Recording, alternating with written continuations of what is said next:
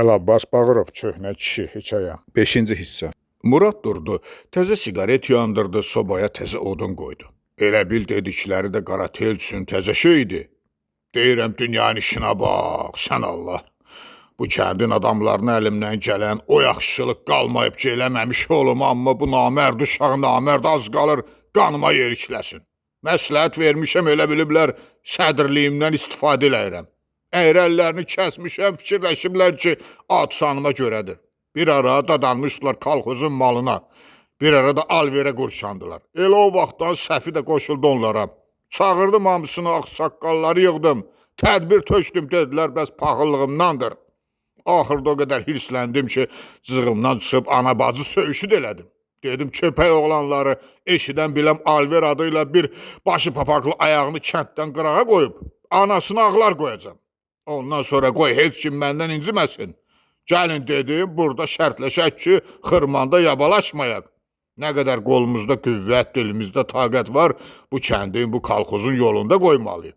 Qoy bizdən sonra gələnlər dədəmizi söyməsinlər ki, el-oba üçün gün ağlamayan oğraşlar. Ha, kimə deyirsən? Tamam arvadın oğlu bunun üstündə kəndə atıb qaçdı ki, Muradla bir yerdə, bir kənddə yaşamaq ilanla bir yuvada qalmaqdan betərdir.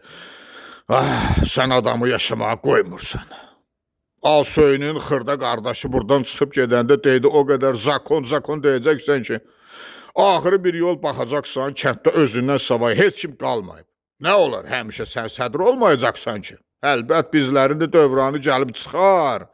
Onda sənə zakon Murad deyənlər çoxdan qarışqalara yem olacaqlar. Hə, belə işlər, qaratil qız. Bu vələduznalar, bu fırıldaqlar, bu ələyirlər, bu dəyyuslar hardan törəyib artdılar? Dünyanı necə doldurdular, başa çanmıram. Məni təkləyib ucalardan saldılar. Dizlərimi yerə vurdular, yoxsa bu adamlarla nə eləmək lazımdır, mən bilərdim.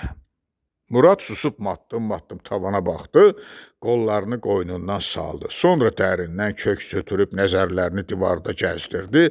Nəhayət qaratelin üzünə baxıb gülə-gülə. Sən də ki qorxdun, hə? Soruşdu. Qaratel dili ilə heç nə deməsə də qorxduğunu başı ilə bildirəndən sonra kişi dilləndi. Mənə də Dədə Murad deyərlər, qız. Nə biçim olursan? Bir fikirləş gör, yer qayadan nə aparar? Demə, Murad, hamısı it kimi ləc düşüb səndən. Baş götür, get buralardan. Sonra ərim salamat olmamış gəlib çıxar, qağamın hirsi, hiccəsi soyuyar. Ara yat-yut olub, iş ovdanına düşəndə qayıdıb gələrsən. Yoxsa yazıqdır o qızlar, yazıqdır Gülab xala. Günləri qara olar. Qurtardığa Məcnun qızı. Murad kürək ilə divarın arasına qoyduğu balıncı düzəltdi. Qurtardıq bu söhbəti, gecənin gecə söhbəti var.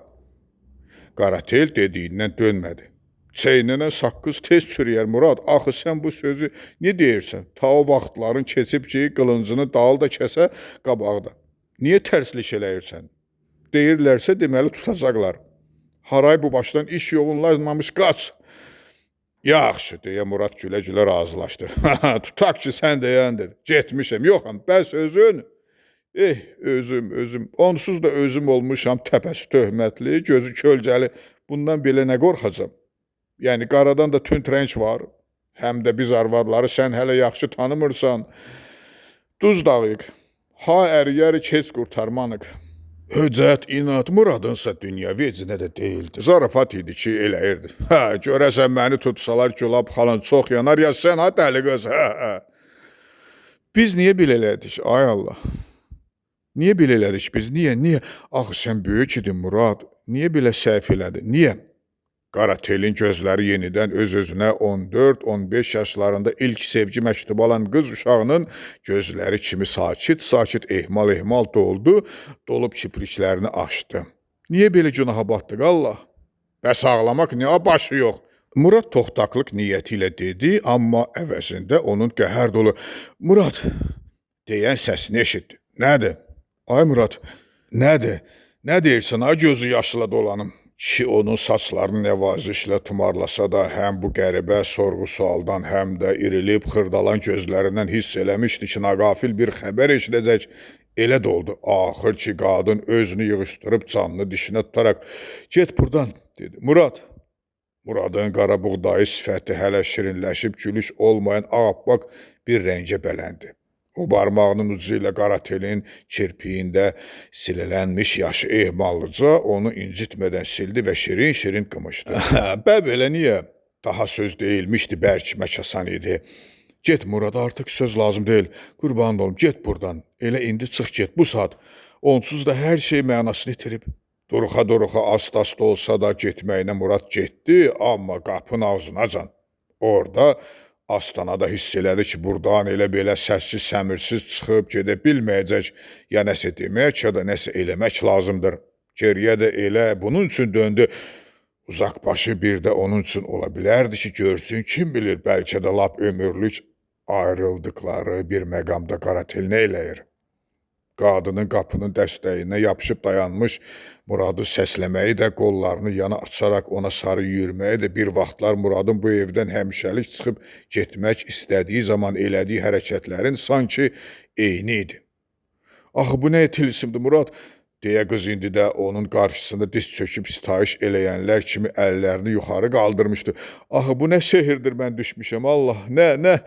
Amma yox, get Murad, mən dözməyi də bacararam.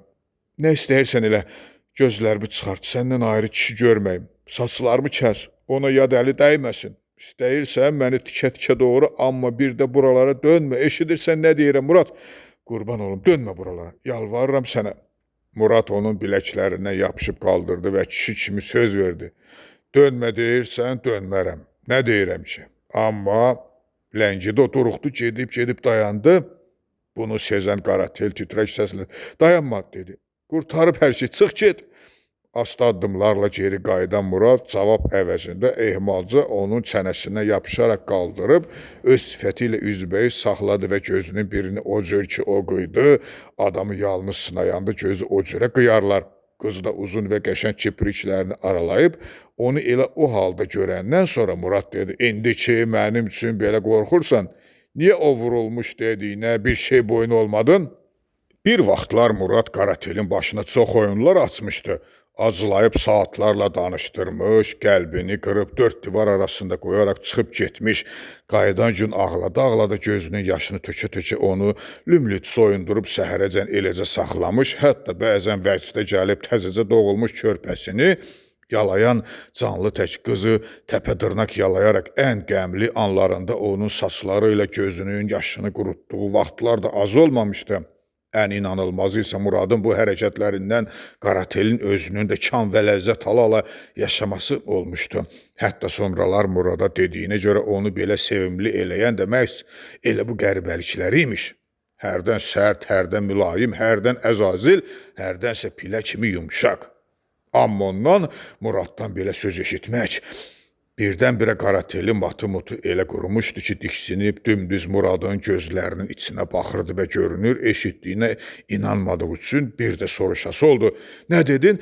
Eşitdiyini. Murad hətta gülümsündü də. Və işi şübhə altına alan da elə o gülüş oldu ki, o ciddimi danışır ya zarafat eləyir. Ciddiyə qeyri-ciddi hər halda şillə açıldı və bu elə qəfildən elə gözlənilməz, həm də elə tutarlı oldu ki, Muradın gözünün qarşısında haçanacan yaşılı bənövşəyi rənglər oynaşdı. Nə əclafmışsan sən Murad? Necə olub mən səni tanımamışam? Qaratel yaxasına yapışıb Muradı ağac kimicə silkələyirdi. Sənin üçün nəyəm mən? Nəyəm sənin üçün mən? De nəyəm? Gərginlik tədricən ancaq çox gec sovuşub getdi. Hər şey əvvəlki sakitliyinə qaydanda otaqda hələ görünməmiş bir sükut yaranmışdı.